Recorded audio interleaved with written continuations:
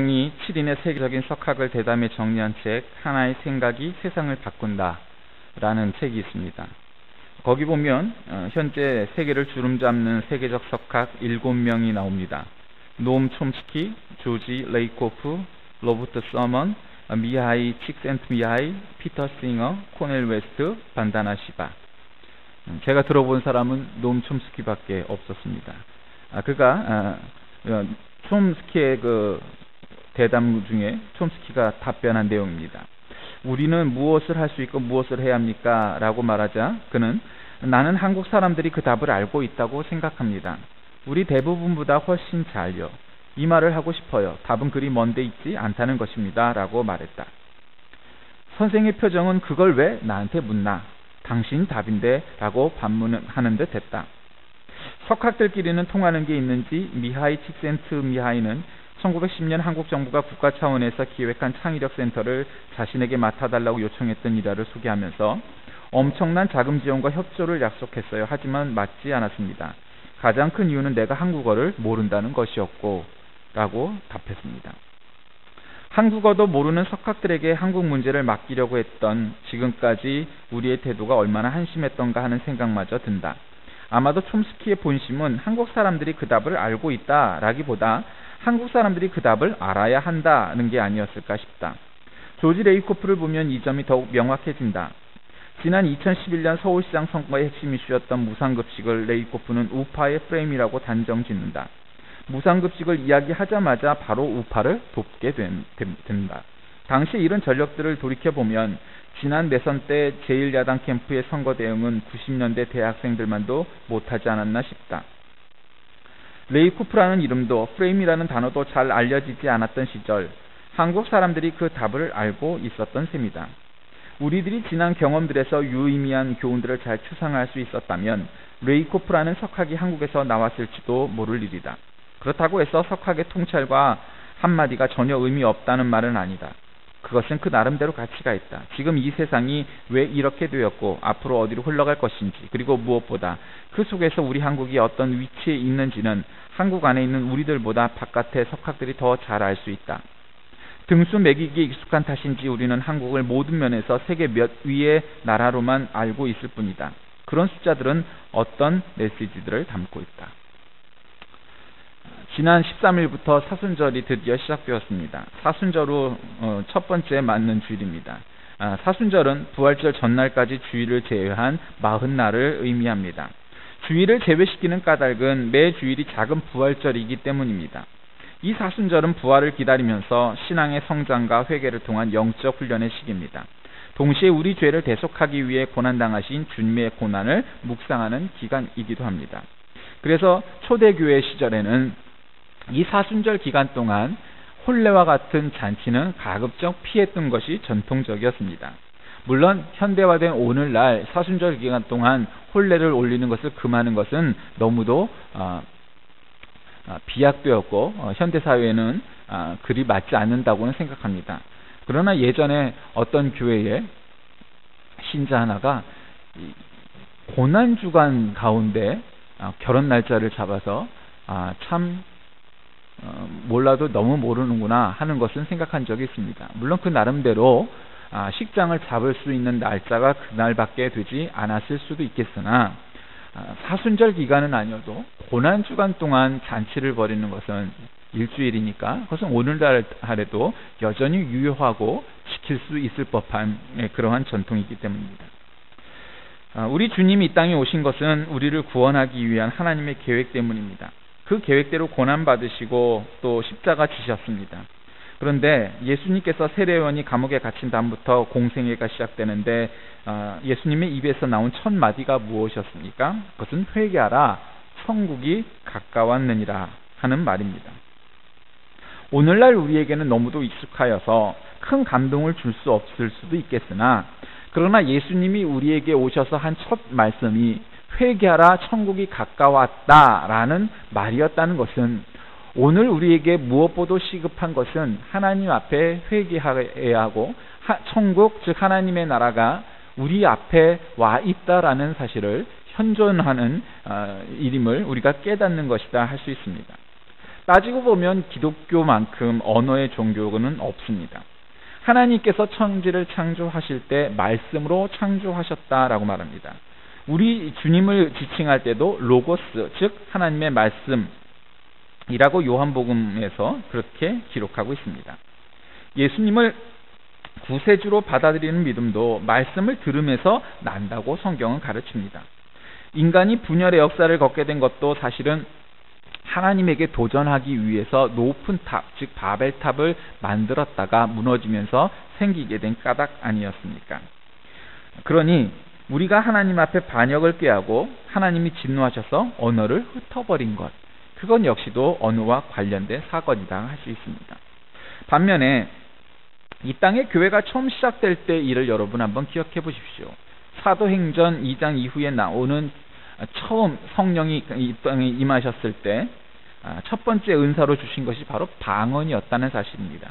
전혀 알지도 배우지도 듣지도 못했던 언어를 서로 알아듣게 되는 일이 마가의 다락방에서 나타나게 됩니다.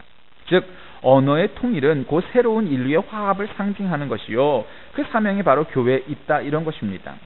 그러므로 오늘날 그와 같은 종류의 방언은 아닐지라도 우리 교회는, 그리고 우리 그리스도인은 하늘의 언어를 이 시대에 쓰이고 있는 언어로 번역하고 통역하여서 전하는 사명이 있는 존재임을 우리는 깨달아야 할 것입니다. 종교를 떠나서도 말이 얼마나 중요한가 하는 것은 여러 학문 분야에서 다루고 있는 분야입니다. 철학자 중 언어 문제를 집중적으로 연구한 비트겐슈타인 이래 언어 철학이 철학의 새로운 관심사로 자리 잡고 있는 것을 보면 알 수 있습니다. 독일의 철학자 하이데거 같은 사람은 언어를 가리켜 존재의 집이다라고 규정해서 말이 얼마나 중요한지에 관한 중요성을 지적한 사람입니다. 작년 5월 서울 성수고등학교 권정은 선생님이란 분이 말의 힘을 시험해보기 위해서 2개의 유리병으로 실험을 했습니다. 유리병에 밥을 넣은 뒤 한쪽 유리병에는 감사합니다를 쓰고 다른 한쪽은 짜증나라는 말을 써놓았습니다. 이 병들을 교실 뒤에 놓고 학생들이 지나다닐 때마다 한쪽에는 고마워, 사랑해, 감사해라고 긍정적인 말을 하게 했고, 다른 한쪽 병에는 미워, 싫어, 짜증나 등의 부정적인 말을 하게 했습니다. 3주 동안 실험 결과를 보고 선생님도 아이들도 놀랐습니다. 감사합니다라는 병을 열어보니 구수한 냄새가 나는 누룩 곰팡이로 변해 있었습니다. 그런데 짜증나라고 쓴 병을 열어보니 그 안에 들어있던 밥은 숨이 막힐 정도로 지독한 냄새가 나는 시커먼 곰팡이로 변해 있었다는 사실입니다. 인간만 말을 중시하는 게 아닙니다. 하나님은 더 섬뜩한 말씀을 우리에게 주셨습니다. 민수기 14장 28절에 보면 너희 말이 내 귀에 들린 대로 내가 너희에게 행하리라 말씀하셨습니다. 얼마나 기가 막힌 말씀입니까? 우리가 하나님께 긍정적인 말, 따뜻한 말, 이러한 말을 하면 하나님께서도 하나님의 귀에 들린 대로 우리에게 행해 주시겠다고 했습니다. 그러니 우리가 하나님 앞에 그리고 사람들 속에서 하는 모든 말들을 되새겨야 하는 까닭은 바로 거기에서부터 출발합니다. 요즘 세태를 보십시오. 아이들의 언어 생활 특히 굉장히 거칠어졌습니다. 방송 그리고 모든 일상에서 쓰는 언어들도 그와 같습니다. 물론 문어체에서 구어체로 변하는 것은 당연한 수순일 수 있습니다. 그러나 그것이 너무 구어체화하고 심지어는 속어, 비어가 너무도 많이 쓰인 언어로 쓰여서 언어 폭력에까지 이르는 일들이 참으로 많습니다. 청소년 8,712명을 대상으로 조사해본 결과 전체의 5.4%만이 욕설을 안 한다고 합니다. 5.4%만이 욕을 안 하고 나머지 95% 이상의 아이들이 욕을 한다는 것입니다. 예쁘장한 여학생들 입에서 심심치 않게 욕이 튀어나오는 장면을 거리에서 쉽지 않게 보는 까닭도 바로 그것 아니겠습니까? 이러다 보면 우리나라가 비속어 공화국, 욕 공화국이 되는 것은 시간 문제일지 모르겠습니다. 어제 조선일보 인터넷판 신문에서 본 글 내용을 잠깐 말씀드리려고 합니다. 제목은 동네 의사 송태호의 진료일기라는 글에 있는 것인데, 선생님이란 호칭 뒤에 가려진 의사들의 반말, 환자들은 발길 돌려, 이런 제목을 갖고 있습니다. 초등학생 때 우리 병원에 다니다가 이사갔던 청년이 다시 병원에 왔다. 소아 환자가 많지 않은 터라 어릴 적 얼굴도 기억났다. 훤칠하게 키가 커졌고 누가 보더라도 성인이 되어 반가운 마음에 오랜만이네. 여긴 어쩐 일이야. 그 순간 환자의 얼굴이 약간 경직되는 것을 느꼈다. 가벼운 배탈 때문에 병원에 온 그는 내 질문에 대강대강 성의 없이 대답하며 진찰을 귀찮아하는 것 같았다. 어렸을 때 모습만 기억하던 나로서는 그의 모습이 낯설게 느껴졌다. 그날 저녁 집에 가서 가족들에게 이 이야기를 했더니 여러 가지 의견이 나왔다. 물론 다 내 잘못이라는 것이었다. 가족회의의 결론은 오랜만에 봤다고 다 큰 환자에게 반말로 진료를 시작한 것이 잘못됐다는 것이었다.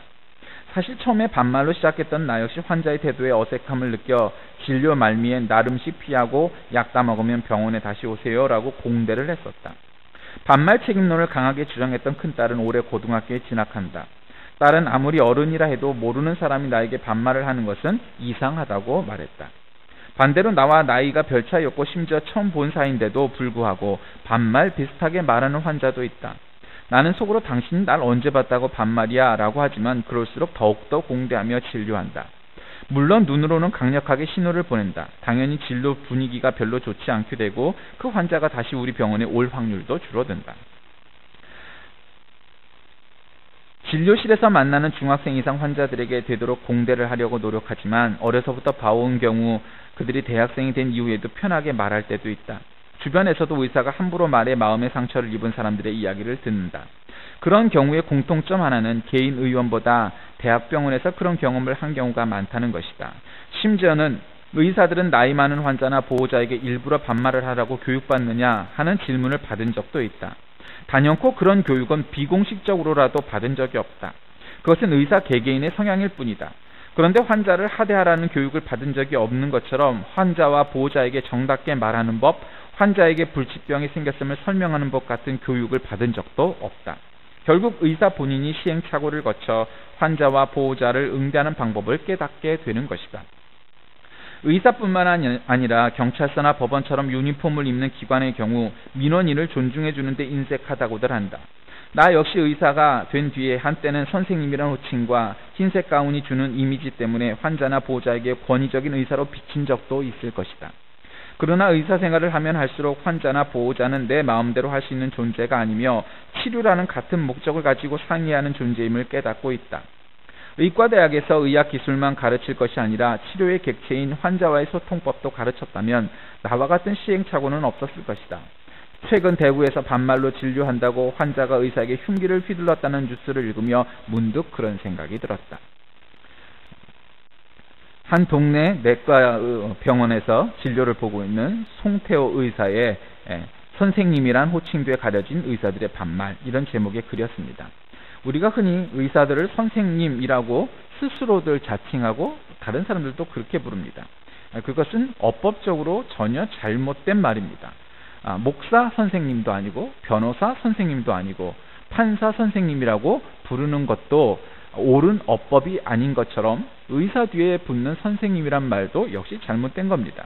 선생님이란 말은 교사와 같은 직업군을 가진 사람들에게 할 수 있는 말이고 또 사회적으로 인격적으로 존경받을 만한 사람들에게 붙일 수 있는 말의 어법을 가지고 있는 것이지 어떤 특정 직업 뒤에 붙여서 선생님이라고 붙이는 말은 전혀 옳지도 않고 특별히 의사는 누구에게 가르치는 일을 하는 사람은 더더욱 아니기 때문에 지금 바로 의사 스스로 선생님 뒤에 감춰진 의사들의 교만과 말에 관한 이 글은 정말로 이 시대에 정확한 사태를 보고 있는 시각이다 할 수 있을 겁니다. 오늘 성경 말씀은 혀를 조심하라 이렇게 이야기합니다. 혀를 키에다 비유합니다. 배에 붙어있는 키는 여러분 작습니다. 하지만 그 작은 키가 산만한 배를 움직입니다. 성경은 혀를 작은 불꽃에다 또 비유합니다. 그러나 그 작은 불이 산 하나를 냉큼 삼켜버릴 수도 있습니다. 혀도 우리 크기로 따지면 우리 몸 안에서 지극히 작습니다. 그래서 흔히 우리말에 새치혀라고 표현하지 않습니까? 치라는 것은 자를 열로 나눈 것이니까 3.3cm입니다. 그러니까 혀는 아무리 길어도 10cm 내외가 됩니다. 우리 몸에서 차지하는 비중은 보잘것없이 작습니다. 그러나 그 새치혀를 함부로 놀리면 인생 자체가 잘못될 수 있는 그런 큰 비중을 차지하는 것입니다. 성경이 말하는 것처럼 혀라는 것은 우리 입안에 있으면서도 우리 마음대로 다뤄지지 않을 때가 있습니다. 내 이로 혀를 깨물기도 하고 아무리 고기가 먹고 싶어도 그렇지 어찌 내가 내 혀를 깨물 수 있겠습니까? 또 말도 그러합니다. 우리는 말 안 하고 살 수 없고 또 말의 실수를 전혀 안 하고 살 수도 없습니다. 그러나 말 한마디로 천냥빚을 갚고 말 한마디로 인생의 종지부를 찍기도 하는 것이 말이라면 말이 얼마나 우리에게 중요한가. 그러므로 말이란 미래를 우리에게 보여주는 것이다. 그래서 오늘 설교의 제목도 미래를 보여주는 말이라 잡은 것입니다. 그러면 우리 삶의 기준이 되는 성경은 우리의 언어 생활에 관하여서 어떤 입장을 가지고 있을까? 오늘 본문을 중심으로 볼 때 그것은 첫째, 들을 준비를 하고 상대방이 말을 끝내기 전에 대답하지 말라고 가르쳐 주십니다.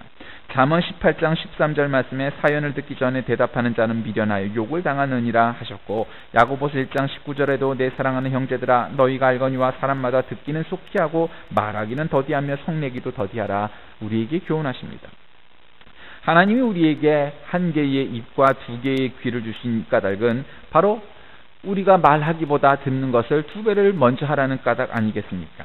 그리고 또 입이 귀보다 낮게 달린 까닭도 늘 귀를 먼저 열어서 들으라는 그러한 교훈이 있다고 말합니다. 탈무드에 입보다 귀를 높은 지위에 놓아라라는 말이 그와 같은 교훈을 주는 말이기도 합니다. 자기의 주장을 내세우지 않아도 이 세상을 살아갈 수 있습니다. 그러나 남의 의견보다 자기 의견이 옳다는 생각을 버리기가 쉽지 않습니다. 그렇기 때문에 자기 주장을 내세우는데 지나친 나머지 너무 말을 많이 하거나 너무 그릇된 말을 하여서 다른 사람에게 상처를 주고 심지어는 아주 심각한 일을 벌일 수 있는 그런 상황을 맞기도 합니다. 우리 속담에 들을 귀는 천년이요 말한 입은 사흘이다 이런 말이 있습니다. 들은 귀는 들은 것을 1000년 동안 기억하지만 말한 입은 사흘도 못 가 말한 것을 잊어버리고 만다는 것입니다.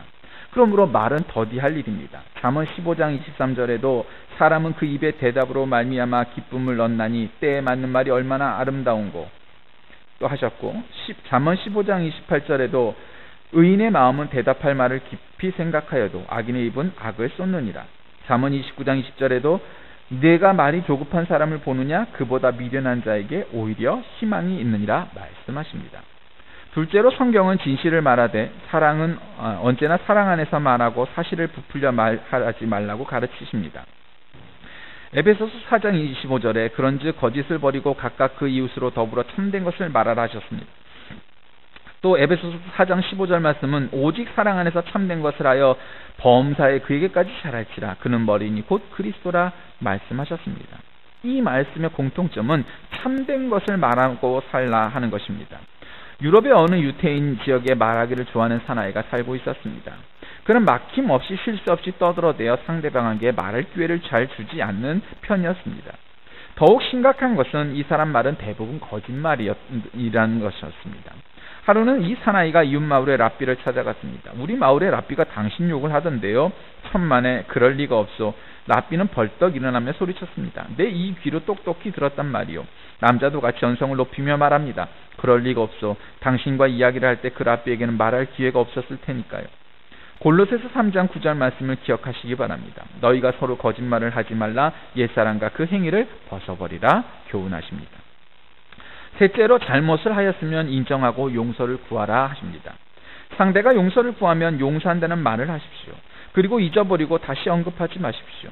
허물을 덮어주는 자는 사랑을 구하는 자요 그것을 거듭 말하는 자는 친한 벗을 이간하는 자라 잠언 17장 9절에 우리에게 말씀하셨고, 에베소서 4장 32절에도 서로 인자하게 하며 불쌍히 여기며 서로 용서하기를 하나님이 그리스도 안에서 너희를 용서하신 같이 하라 말씀하셨기 때문입니다. 우리가 어떤 말이든 내 마음에 들지 않는다고 너무 예민하게 반응하지도 말아야 합니다. 어떤 사람은 자기에게 조그만 말이라도 할라치면 그것을 못 참습니다. 도끼를 품습니다. 그렇게 하면 아니 됩니다. 나무로 만든 달기라는 뜻인 목계에 대해 읽은 적이 있습니다. 장자 달생편에 나오는 얘기인데 어느 왕이 투개를 아주 좋아했답니다.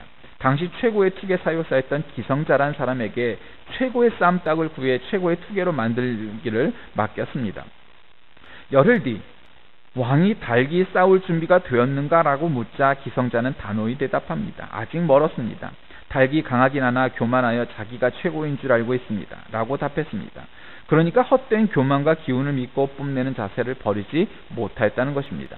열흘이 지난 후 왕이 또 묻습니다. 그러자 그는 아직도 아닙니다. 교만함은 버렸으나 상대방의 소리와 그림자에도 너무 쉽게 반응합니다. 또다시 열흘이 지난 뒤 왕이 이젠 싸워도 되지 않겠는가라고 퇴근하자 그는 조급함은 버렸으나 상대방을 노려보는 눈초리가 너무 공격적입니다. 그 눈초리를 버려야 합니다라고 말합니다. 마침내 열흘 뒤 기성자는 왕 앞에 나아가 이제 다 된 것 같습니다라고 아뢰입니다. 상대방이 아무리 소리를 지르고 덤벼도 전혀 동요하지 않습니다. 멀리서 보며 흡사한 나무로 만든 닭 같습니다. 다른 닭들이 보고는 반응이 없자 다들 그냥 가버립니다. 조그만 일에도 설왕설래하는 우리가 나무로 만든 닭처럼 되려면 얼마나 기다려야 하겠습니까? 나를 비방하는 사람의 말에, 나를 욕하는 말에, 어떤 오해에도 묵묵히 견뎌낼 수 있게 때는 언제쯤 되겠습니까? 바로 그와 같은 상태가 나무로 만든 닭이라는 뜻의 목계라는 말입니다. 마태복음 12장 35절에서 37절 말씀은 우리에게 선언하십니다. 선한 사람은 그 쌓은 선에서 선한 것을 내고 악한 사람은 그 쌓은 악에서 악한 것을 내느니라. 내가 너희에게 이르노니 사람이 무슨 무익한 말을 하든지 심판날에 이에 대하여 신문을 받으리니 내 말로 의롭다함을 받고 내 말로 정죄함을 받으리라. 다른 사람을 죽이는 말이 결국 나를 죽이는 부메랑이 되어 돌아오게 마련입니다. 반대로 남을 칭찬하면 그 칭찬이 나를 살리는 힘이 되어 돌아오게 될 것입니다. 사랑하는 교우 여러분, 말이란 결국 내 속에 있는 것이 나오는 것입니다. 본문 11절은 그것을 샘이라고 표현합니다. 우리 마음이 성령 충만, 사랑 충만하면 그와 같은 언어가 나오게 마련입니다. 미움 충만하면 역시 또한 그와 같은 말이 나오게 마련입니다. 말이란 한번 내뱉으면 다시는 담을 수 없는 것입니다. 그러므로 말이 내 상전이 되고 나는 나의 말이 나를 종으로 만든다 하는 뜻입니다. 그러므로 선한 말을 하는 것은 마음의 주름을 펴게 하고 선한 생각을 마음에 담는 것은 영혼의 주름을 펴게 합니다. 이렇게 선한 말과 선한 생각을 하는 사람은 선한 세상을 만드는 선한 사람이 되게 될 것이고 그렇지 않은 사람은 또한 그와 같은 세상을 만들게 될 것입니다.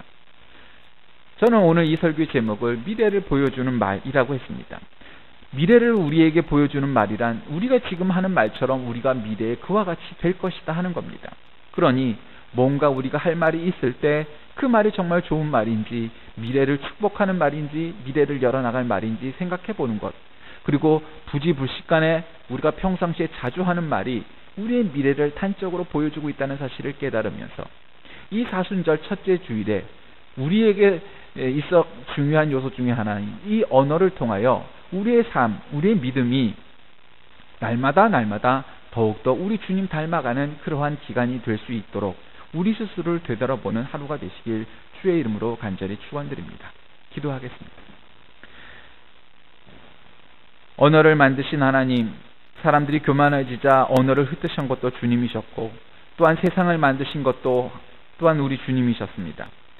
그 말로 인하여서 이 세상이 이렇게 창조되었는데 오늘날 우리 안에 그리고 교회 안에 그리고 세상 안에 있는 말들은 사람을 살리고 사람을 치료하는 말보다 그렇지 않은 말들이 더 많은 것임을 우리가 깨닫습니다.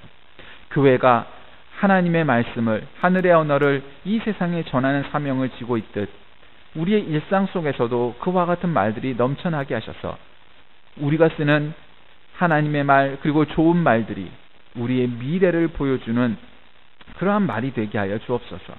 부정적이고 죽이는 말을 많이 쓸 때 우리의 삶이, 우리의 미래가 그와 같은 모습을 보일 수밖에 없음을 깨달으며 다시 한번 성경 말씀의 교훈을 통해 우리의 말이 빛나고 좋은 미래를 열어가는 그러한 예언과 같이 되게 하여 주옵소서. 예수 그리스도의 이름으로 간절히 기도하옵나이다. 아멘.